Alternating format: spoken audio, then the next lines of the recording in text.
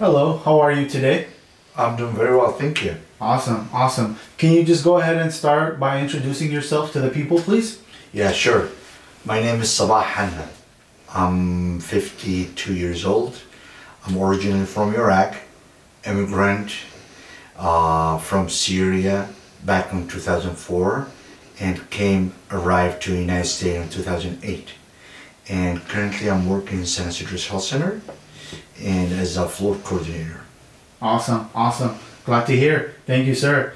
Let's get right into it. What are your goals for this new year? We know the last year was really bad. What are your new goals for this year? Survive, being alive again. I'm so blessed to be in this country. On this country, they give you a lot of options to not just only survive, but it's being a human with dignity. So my goal for this year is going to be surviving from our financial struggling. That's my main goal. And second, keep my family safe and continue taking care of them. Awesome. Great, great. I love to hear that. Second, could you tell us what do you like about yourself the most as a person? Well, you shouldn't ask me this question actually, because you should ask someone else about myself. But what I like about myself is how I'm fast to adapt any kind of situation, and I would say open-minded, even if sometimes I'm not ready for any huge steps. But I'm always giving myself some space that I can review my actions, review myself, and then to be ready to move on. Awesome. Great. Great, great. So, tell me a story about an accomplishment that had a significant impact in your life, whether it was in Iraq, back home, or here in America. So I'm not prepared for that question, but because for me, every day it's an amazing day. You're alive, you're in great place to live, and so, but still that thing is giving you a challenge every day. So my hardest challenge was, and has like really influenced in my life, impacted my life, was back on 2015 when I was called to be a priest, and I was a week away from ordination. But at that time the church changed their mind that they're not in need for me right now. But what I'm trying to say is you are willing and you are always saying yes for work, for help, for assistance, for your beliefs. You stand for your beliefs.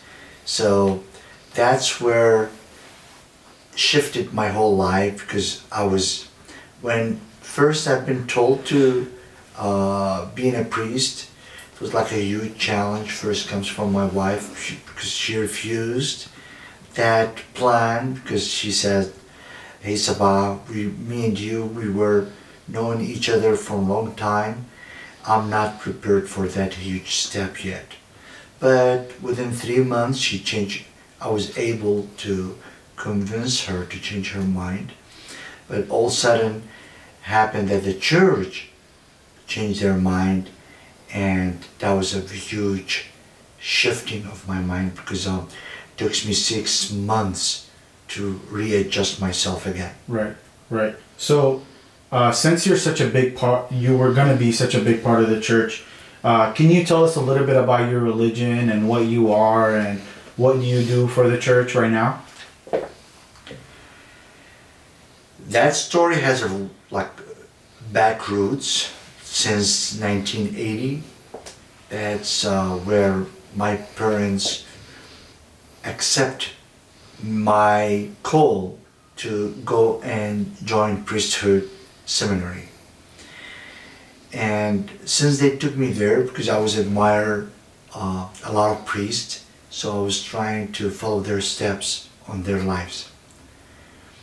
After 7 years on me being on that school, Right. private school, I changed my mind because I find that this is not me yet.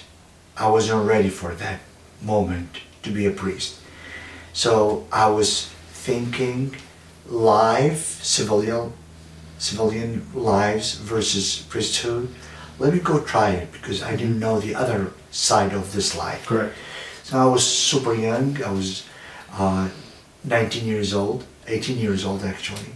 So I was giving myself some break so I can try the other side of this life. So there were, I decided to give up my dream and practice the civilian life.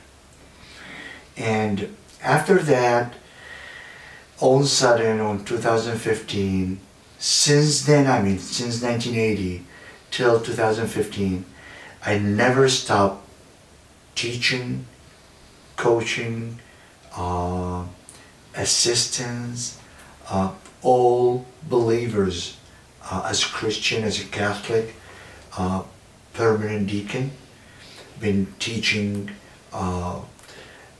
all young people how to serve in church, how to depend in their beliefs, live and explain what Jesus wants us from us, what Jesus wants from us, and how to live a real Christianity. Not just like by knowing things, how to apply whatever you know to your real life. So that's basically, until now, I'm a permanent deacon. I'm still like doing my service in church. Awesome. Okay, awesome. So since you say you were from Iraq, can you tell us what your childhood was like? My childhood was like simple as all people came from there, from Iraq. As a middle class people, we had simple things to play, to watch, to go to school. Still, me and my brothers, when we chatting right now, we still like having a lot of moment of fun, laughing on each of us, remembering our childhood. Awesome, awesome.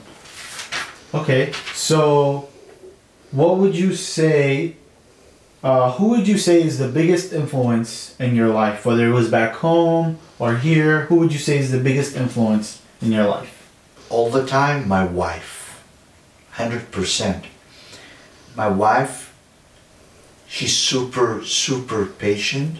I would say a huge heart walking, because she understands me from A to Z, and she's loving, caring, the most loving, caring woman at all. Awesome, awesome. And, we're getting ready to wrap up here. Last question for me to you is, since you're such a religious man, when you meet God, what do you want to say to him? What I want is a lot, but sincerely, all the time that I pray, I just thank him. I don't deserve all these blessings that he's keep showering me on, but always thank you, God. Awesome, awesome. Thank you so much for your time today. We look forward to seeing you later on. Thank you so much. Thank you, sir. Pleasure.